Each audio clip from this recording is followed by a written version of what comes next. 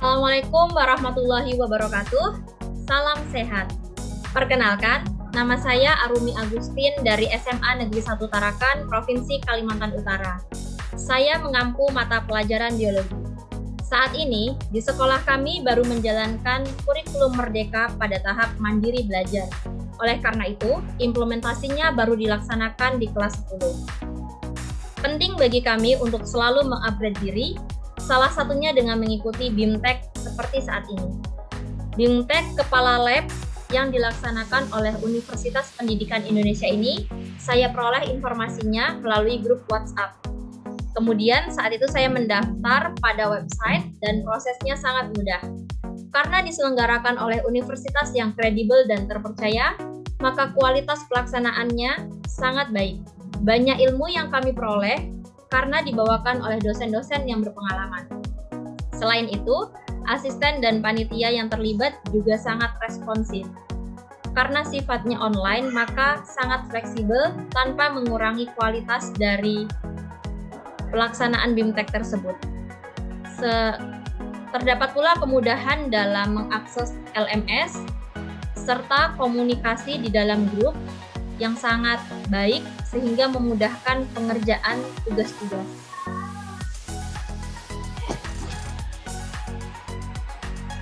Di sini saya akan membawakan bahan ajar tentang sistem pencernaan manusia.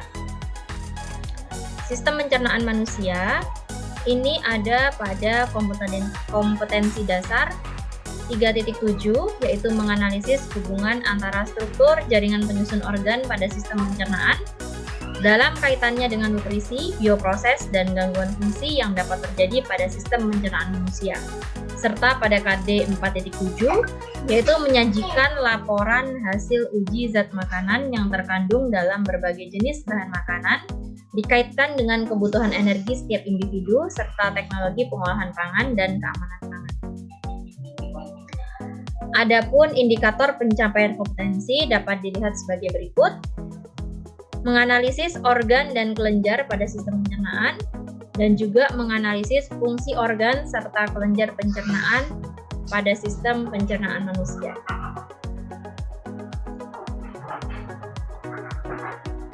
Tata konsepnya, sistem pencernaan manusia berfungsi untuk mencerna makanan. Ada makanan yang harus dicerna dan ada juga makanan yang tidak perlu dicerna. Makanan yang tidak perlu dicerna contohnya adalah vitamin dan mineral. Sedangkan makanan yang harus dicerna yaitu karbohidrat, lemak, dan protein. Adapun organ pencernaan pada manusia yaitu mulut, kerongkongan, lambung, usus halus, usus besar, serta yang terakhir adalah anus. Kemudian organ yang pertama pada sistem pencernaan manusia. Baik, kita masuk terlebih dahulu pada pengertiannya. Jadi, pencernaan manusia itu adalah sebuah proses menguraikan makanan dari molekul yang besar menjadi sari-sari makanan dalam molekul yang lebih kecil sehingga dapat diserap dan digunakan oleh tubuh. Organ yang pertama yang terlibat di dalam sistem pencernaan manusia adalah mulut. Di dalam mulut terdapat proses pencernaan mekanik yang dilaksanakan oleh gigi dan juga lidah. Selain itu, ada juga pencernaan kimiawi yang dibantu oleh enzim amilase atau petialin yang terdapat di dalam mulut. Nah, kita dapat membuat sebuah jembatan keledai yaitu mulut, bau pete, di mana pete ini adalah petialin atau amilase, sehingga kita mudah untuk mengingatnya.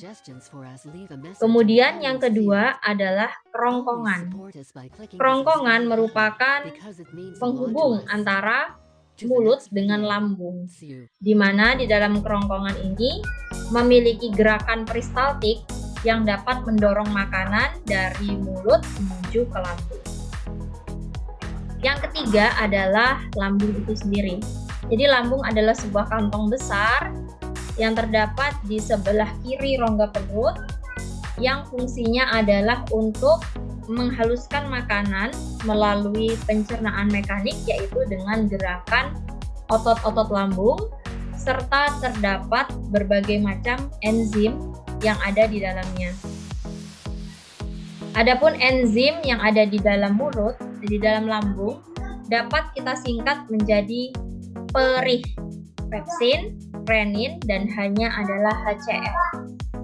Pepsin mengolah protein menjadi pepton, sedangkan renin mengemulsikan lemak pada susu, dan HCl adalah membunuh kuman. Selanjutnya, setelah dari lambung, makanan akan masuk ke dalam usus halus. Nah, di dalam usus halus nanti akan terjadi berbagai macam pencernaan kimiawi, yang mana enzimnya itu dihasilkan oleh hati, empedu, dan pankreas. Jadi hati dalam hal pencernaan makanan, dia berfungsi untuk menghasilkan cairan empedu yang berfungsi untuk mengemulsikan lemak. Sedangkan pankreas menghasilkan enzim insulin yang akan hormon insulin yang akan mengubah kelebihan glukosa di dalam darah menjadi glukogen di hati. Jembatan keledai yang dapat kita gunakan adalah pankreas lebih alit atau lebih kecil daripada paru-paru, di mana alit itu singkatan dari A-nya amilase, L-nya lipase, dan T-nya adalah tripsin. Di dalam usus halus, proses utama yang terjadi adalah pencernaan sari makanan.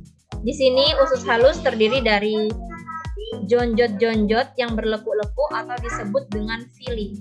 Fungsi dari villi ini sendiri adalah memperluas bidang penyerapan sari-sari makanan. Setelah diserap sari makanannya, sisa dari makanan tersebut masuk ke dalam usus besar.